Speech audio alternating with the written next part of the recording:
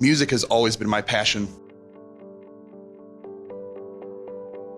Many times, my colleagues call me like an alternative music classroom, where I think that's what traditional music classrooms should look like now. Right. But because we are using iPads and digital instruments and synthesizers, and we come from a composing side of creating music, before we learn how to notate it, we're creating with sounds. And so I connect with my colleagues by bridging what they might know from their content area and some of the things that we're doing conceptually or process-based. So with language arts teachers, I may say, when children are learning how to speak, we never ask them to write words before they explore what words or letters sound like. Point. And so we often work collaboratively.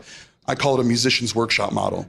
So kids are working collaboratively. We have a small launch or a mini lesson that we would do at the beginning of the classroom. Then they break off into groups.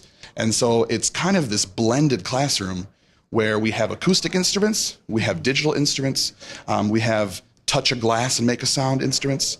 And the kids often find liberation in that fact that they have choice and voice of how they're going to express their feelings of what they hear, what they hear in their mind's ear, and express that to others who are listening. The things that we do in the classroom don't stop at our four walls. I worked with a tech coordinator, Jenna Shaw, and worked on this project called Words to Music.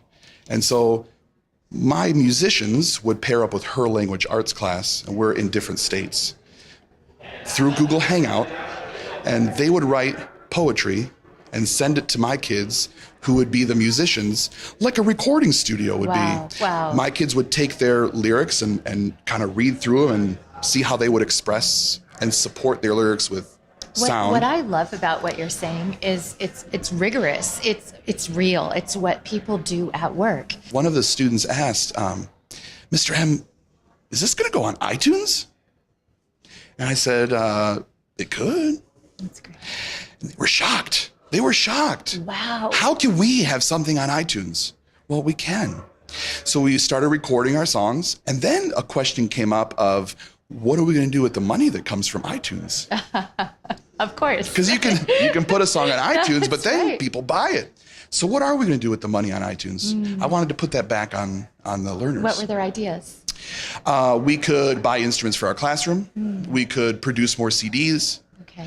One kid said, well, there are kids who don't have music, Oh, wow. Wow. Oh, there are. Yeah.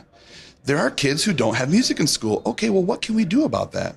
So then there was this grassroots learning experience happening where the empathy came out and said, look, we can write music, but what are we going to do with it? Right. This goes, again, beyond the walls. Right.